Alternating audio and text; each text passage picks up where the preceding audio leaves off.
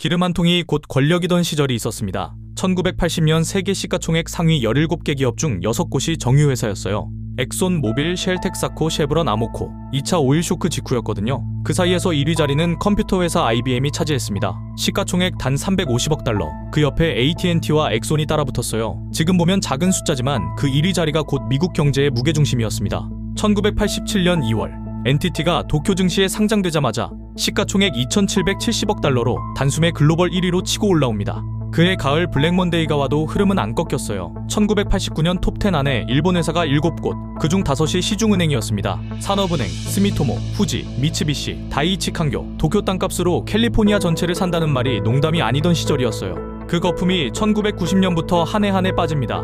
NTT의 시가총액은 1989년 2,110억 달러에서 1993년 1,420억 달러로 주저앉습니다.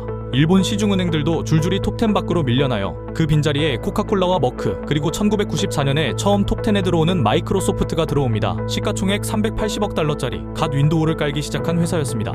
1995년 윈도우 95가 나오자 가정에 컴퓨터가 깔리기 시작합니다.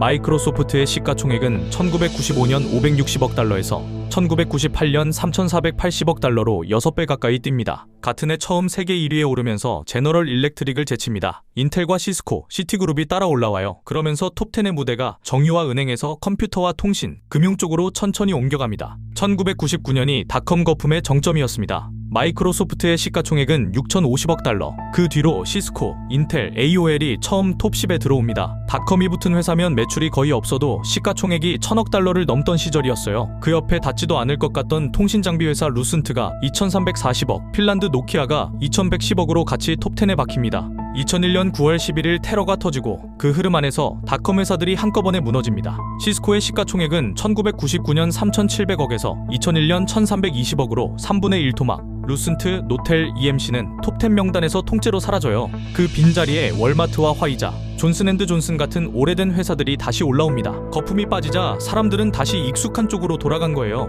그 사이 유가가 무섭게 오릅니다. 2003년 배럴당 30달러였던 원유가 2007년에 90달러를 넘어요. 엑손모빌의 시가총액은 2003년 2,410억 달러에서 2007년 5,120억 달러로 2배 넘게 뜁니다. 그 옆에 중국이 처음 무대에 올라옵니다. 2007년 중국 석유, 페트로차이나가 상장 첫날 시가총액 7,240억 달러로 글로벌 1위를 찍은 거예요. 1980년 정유천하가 다른 무대에서 다시 한번 반복됩니다. 그 흐름이 2008년 9월 리먼 브라더스 파산과 함께 한 번에 꺾입니다. 페트로차이나의 시가총액은 1년 만에 7,240억에서 2,600억 달러로 떨어지고 시티그룹은 톱10 밖으로 사라집니다. 글로벌 톱10 안에 처음으로 중국 공상은행, ICBC가 들어와요. 미국 한쪽에서 무너지는 동안 그 빈자리를 채울 다른 쪽의 큰 회사들이 올라오기 시작한 시점입니다. 위기에서 회복되는 동안 아무도 주목 안 하던 회사 하나가 조용히 올라옵니다. 애플입니다. 2009년 시가총액 940억 달러로 톱10의 꽁무니에 있던 회사가 2010년 2,960억으로 3배 가까이 뛰어요. 아이폰사가 나오고 앱스토어가 자리를 잡은 덕이었습니다. 2011년 8월 9일 애플은 장중에 처음으로 엑손모빌의 시가총액을 넘어섭니다. 정유의 시대가 끝나가는 신호였어요. 1년 뒤 판 자체가 바뀝니다. 2012년 분기 결산 기준으로 애플의 시가총액은 5,010억 달러, 엑손모빌은 3,950억. 1980년 이후 31년 동안 정유, IBM, 제너럴 일렉트릭이 번갈아 차지하던 글로벌 1위 자리에 처음으로 디지털 기기 회사가 앉습니다. 그 옆에 한국의 삼성전자가 시가총액 2,280억 달러로 톱10에 처음 박혀요.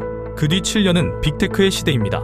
애플, 마이크로소프트, 알파벳, 아마존, 메타, 이 5이 글로벌 톱5를 거의 통째로 가져갑니다. 2018년 8월 2일 애플은 사상 처음 시가총액 1조 달러를 넘기고 2019년 3월 기준으로는 마이크로소프트가 9,050억 달러로 다시 1위에 올라요. 그 사이 알리바바와 텐센트도 들어오면서 톱10 안에 중국 빅테크가 두 자리를 차지합니다.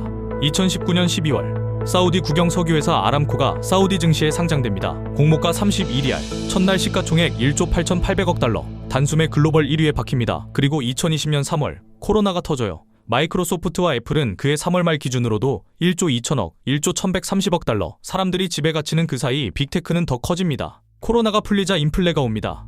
미국 연준이 기준금리를 0.25%에서 1년 만에 4.75%까지 올려요. 그 여파로 2021년 톱10에 처음 박혔던 테슬라의 시가총액은 1년 만에 1조 1,140억에서 6,600억 달러로 절반 가까이 사라집니다. 메타도 마찬가지였어요. 한 해 사이 빅테크 5 모두 시가총액이 빠집니다. 그 와중에 엔비디아라는 이름이 톱10 한켠에 박힙니다. 시가총액 6,850억 달러였어요.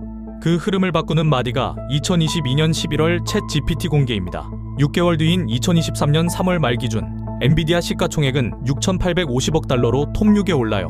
마이크로소프트가 오픈 AI에 13조 원을 박은 것도, 알파벳이 부랴부랴 자체 모델을 내놓은 것도 그 흐름 안에 있었습니다.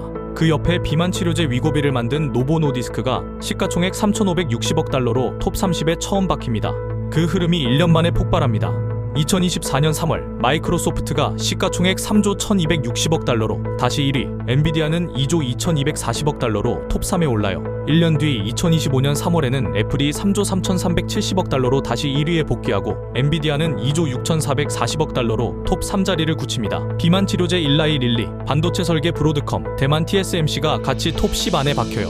그리고 지금 2026년 5월 글로벌 시가총액 1위는 엔비디아, 시가총액 5조 2710억 달러, 알파벳이 4조 6340억, 애플이 4조 5710억 달러로 그 뒤를 바칩니다. 마이크로소프트, 아마존, 그리고 대만 TSMC, 한국 삼성과 SK 하이닉스까지 톱 30 안에 메모리 반도체 회사 두 곳이 같이 박혀 있어요. 1980년 IBM의 시가총액 350억 달러에서 2026년 엔비디아 5조 2710억 달러까지 46년이 흐르는 동안 1위 회사의 몸집은 150배로 불어났고 그 순위 다툼은 지금도 계속되고 있습니다.